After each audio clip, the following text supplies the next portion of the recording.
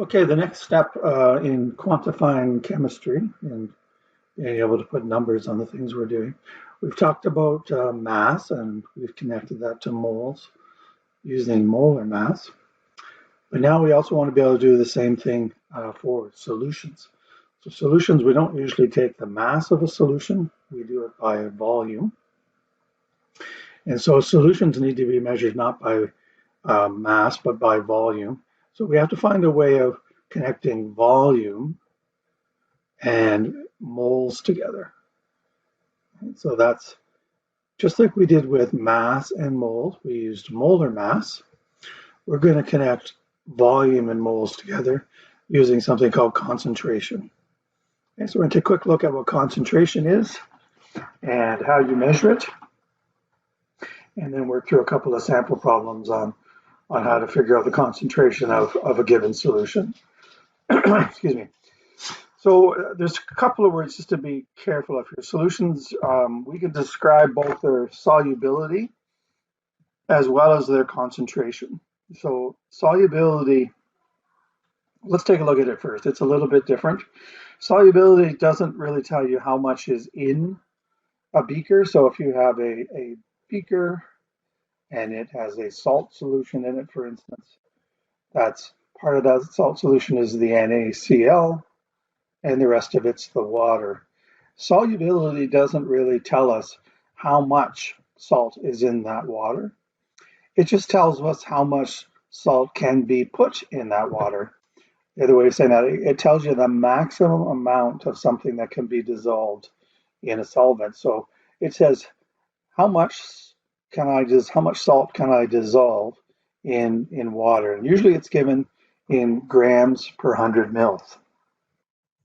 And the value for solubility for salt or any other compound can typically be looked up when you look it up on the internet. I just use Wikipedia here to look this up, and it gives you, I just looked up sodium chloride, and then if you scroll down the right-hand side, they give you all this information about its properties, and one of them will be solubility in water. So solubility in water, it says I can dissolve 360 grams of salt in 1 liter of water. So that's how we express solubility. So we would say that for salt, the solubility is 360 grams per liter of water. Now, that's not really a conventional unit. The unit we usually see it is grams per 100 mils. So 100 mils is just a tenth of a liter. So the other way we could write this would be roughly 36 grams in 100 mils of water. So salt is fairly soluble. You can put 36 grams into 100 mils of water. That's a fairly high solubility. We could look up other compounds and you could see what their solubility is. For instance, we could look at, let's look up glucose or sucrose, that's sugar. We can look up other sources. Often solubility information will come in a table with a number of chemicals. So this table I found online, and it tells you the solubility at a certain temperature. So they specify the temperature of 20 degrees or 100 degrees. And that's because as we heat things up, liquids will be able to dissolve more solute, more you raise the temperature. So for instance, there's our sodium chloride again, 35.7 grams per 100 mils.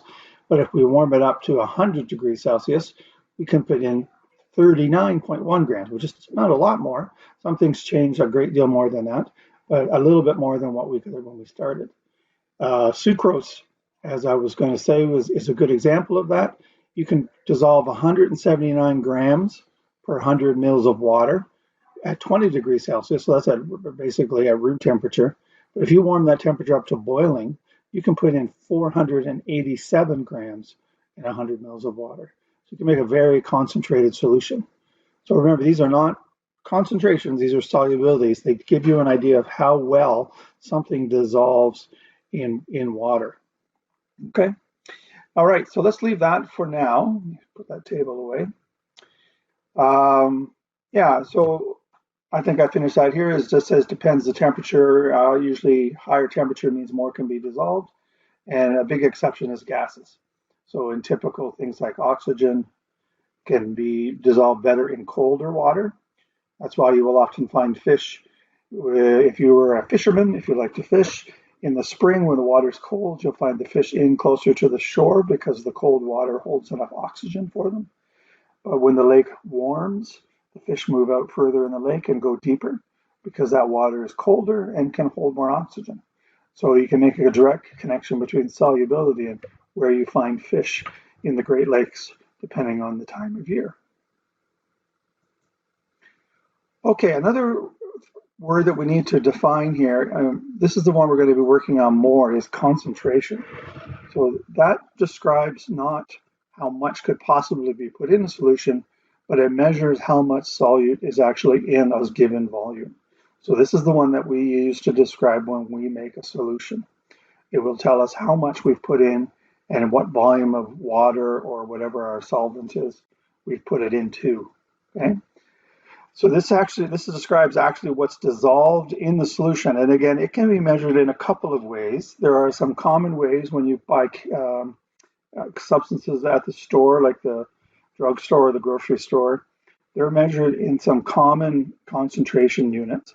And then there's one involving moles, which is the scientific one that we're going to look at in a minute. But let's start out with these common ones. The common one that you'll see often in store-bought products is called percent concentration. So something like vinegar is sold by percent concentration. So vinegar has a certain percentage of actual vinegar in the bottle. If you were to look at this particular bottle, this is just regular vinegar, you would find out that only 5% of this bottle is actually vinegar, and the other 95% of the bottle is water. So we say we have a 5% solution of vinegar.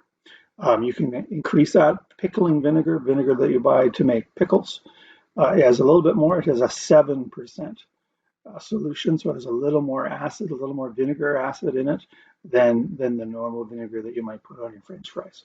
Okay?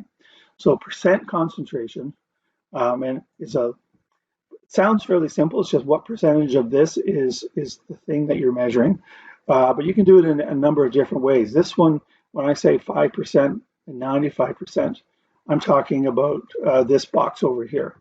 So it's called volume by volume. 5 mils of vinegar fits in 95 mils of water to make 100 mils of solution. So this is the volume that I'm doing the percentage on. You could do it by mass.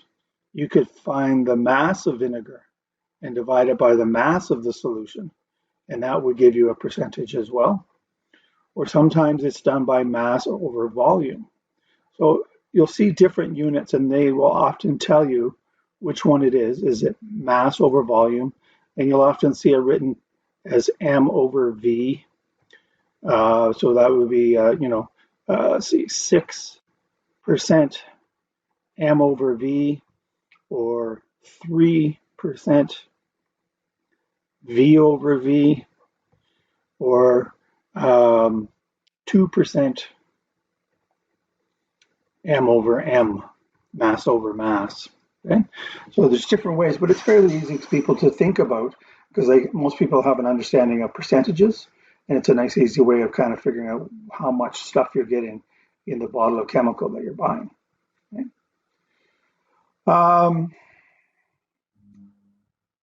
The other way you might see it is also in a bottle of hydrogen peroxide. So I have that bottle here as well.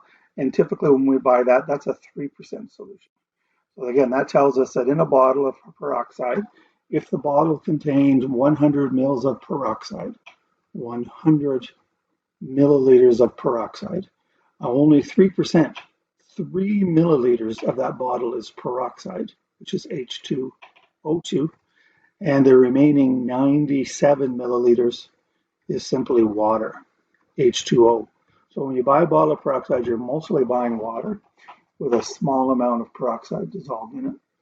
Now, that's 3% solution. So a 3% solution is what is usually commercially bought at a store. In the lab here, we have up to 30%.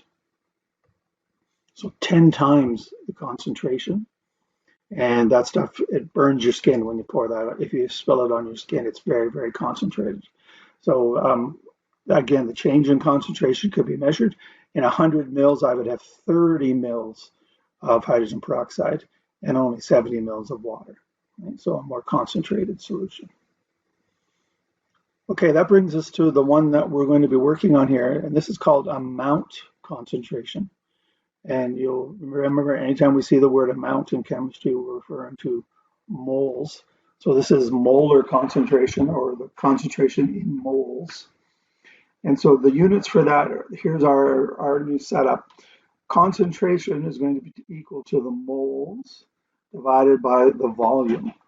And so moles, of course, is measured in moles like we've already been doing, but volume, it's usually measured in liters, so that we get a unit for this particular concentration. Our unit that we use is going to be moles per liter. Okay? So we convert everything to liters into moles, and that way we get a concentration. So we know how to convert mass over to moles. We know how to convert number of particles over to moles. So we'll be doing that still to get this mole number on the top. And then we'll be doing everything based on the number of liters it's being dissolved in. Okay? And so this actually introduces our third, and this is the final triangle that you can have to use to do your different formulas. So we do the same thing. And we say concentration is equal to moles. So moles on the top over volume.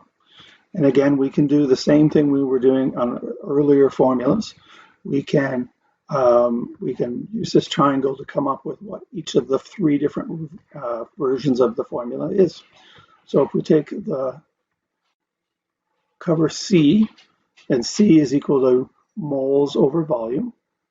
If we cover the V, then V is equal to moles divided by concentration.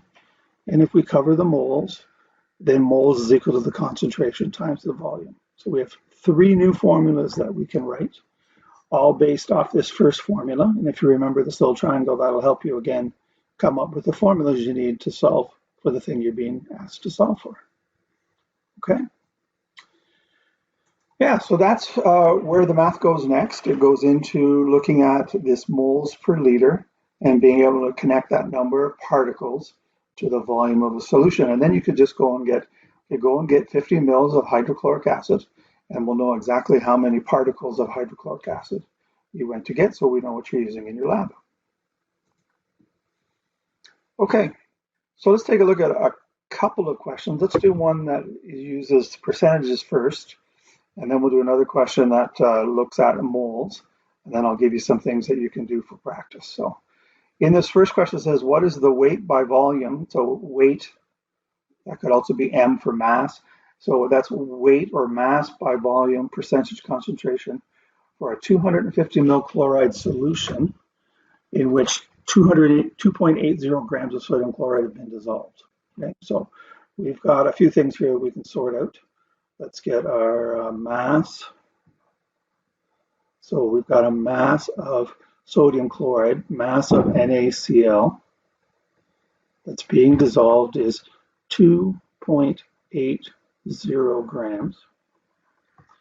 It says we're going to put it into a total solution. So we have a volume of the solution.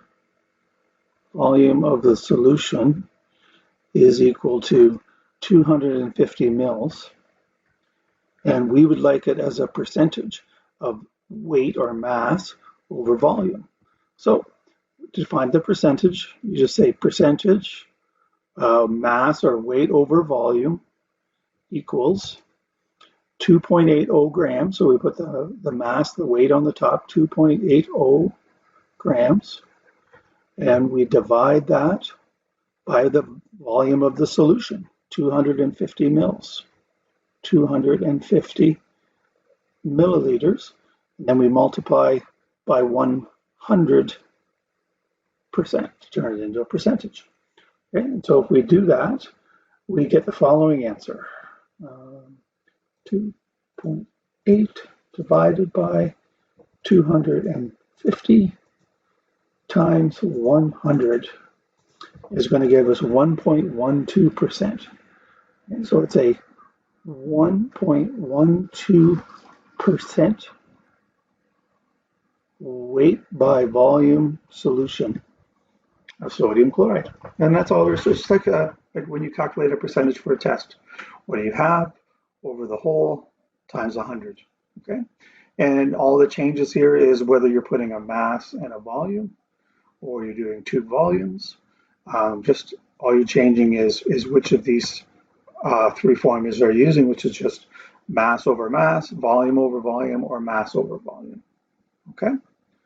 Yeah, so that's the first kind. And those are useful. They're useful in buying products. They're useful in kind of kitchen sink chemistry. Not so useful when you want to know exactly how many particles, because this percentage is not representing the number of particles. And we'd need to do some more work to get it into moles. And as you're going to see in the next couple of weeks, moles is what we have to do our calculations in, because that's what all our balanced chemical equations are based on.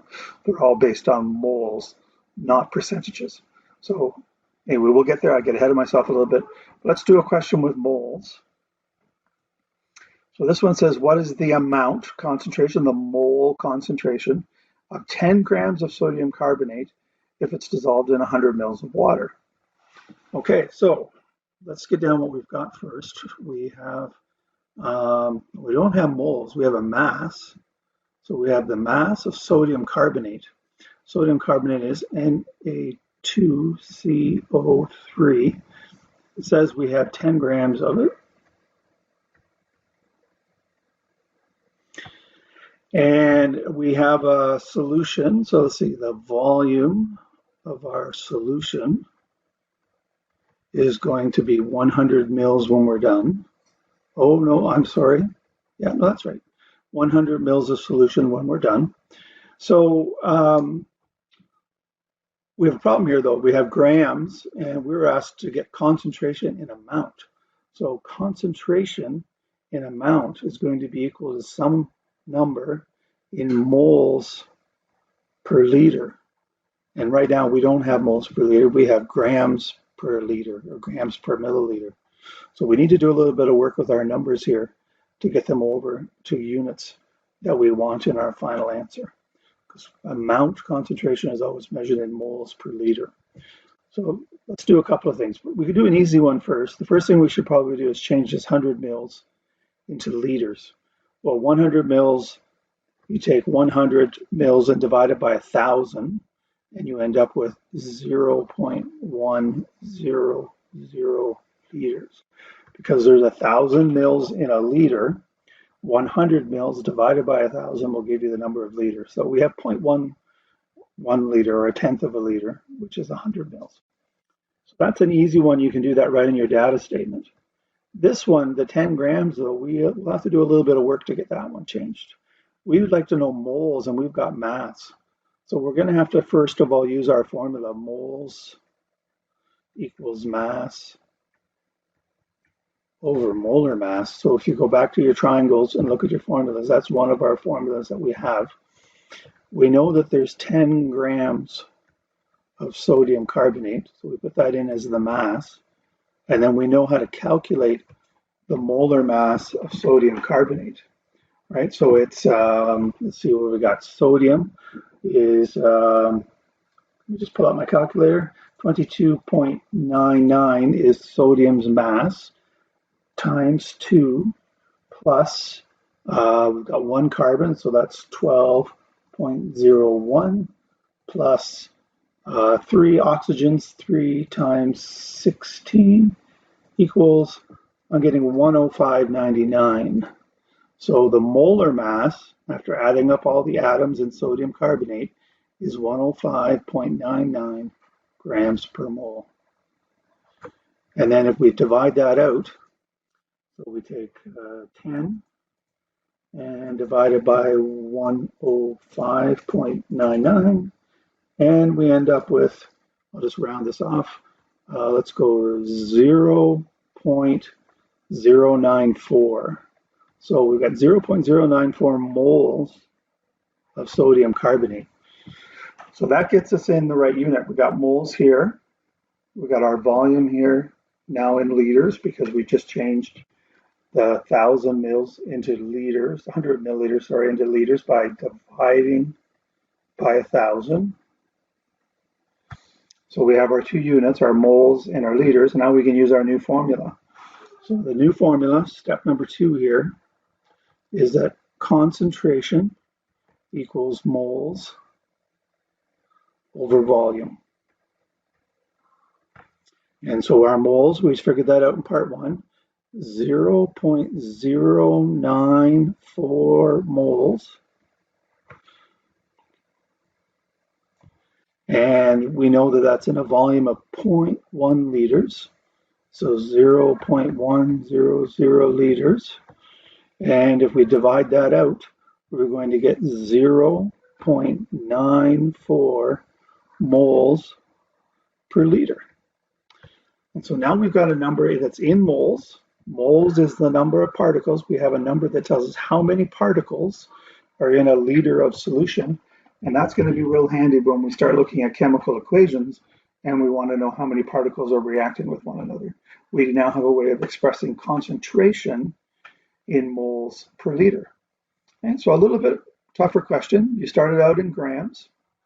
You convert that grams to moles using the molar mass that we've learned in previous videos. You're going to have to make sure you take your 100 mils and change it into liters. So that becomes dividing by 1,000, 0.1 liters. And then our new formula, C equals M moles over volume. And we end up with a new concentration that tells us how many moles. So there's 0.94 of Avogadro's number, or 1 mole, or 0.94 moles in 1 liter of solution. Okay? So hopefully that helps. I will post some other questions that you can give a try to that use these new formulas. And then if you want to ask any questions, do so, and I will take them up. Thanks.